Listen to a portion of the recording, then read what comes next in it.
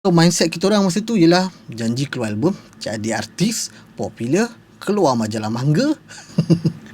Okey, ni bukan cerita pasal majalah mangga, tapi kenapa Drake drop 43 lagu dalam satu malam? Industri analis ada cakap yang dia cuba nak keluar daripada label dia. Iceman, Maid of Honor dengan Habibti. Total tracks 43. Ceritanya Drake ada deal 400 juta USD dengan Universal Music Group sejak 2022. Sekarang dekat album baru dia, rap macam-macam lah. Swear my label gotta free me, I'm better off independent, they should let him live. Dan dia ada tutup live stream dia dengan satu ayat, I made this so I could make this. Industry speculation sekarang yang dia drop semua album ni sebab dia nak fulfill semua komitmen dia dekat dalam kontrak dan keluar daripada label. So aku cakap ni based on aku punya experience sendiri masa aku nak sign kontrak dulu tahun 2005 masa tu dengan Six Sense. So mindset kita orang masa tu ialah janji keluar album, jadi artis, popular, keluar majalah mangga.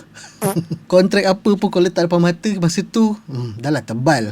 Dengan English pula tu, kita orang ni dah lah pandai-pandai Englishnya. Selak-selak sign. So macam mana dengan artis sekarang yang sign dengan management tapi tak baca kontrak betul-betul? Diorang tak sedar yang IP, brand, social account, even royalty pun tak sedar pergi kat siapa. Sebab tu sampai sekarang ada yang tanya kenapa lagu kita orang tak ada dekat DSP. Panjang cerita dia, tapi the root cause ialah masa muda dulu kita orang sign tanpa faham apa yang kita sign. So korang yang baru-baru ni baca kontrak betul-betul dan fahamkan. Kalau tak faham boleh refer dekat orang yang lebih mengetahui pasal benda-benda ni. Sebab apa?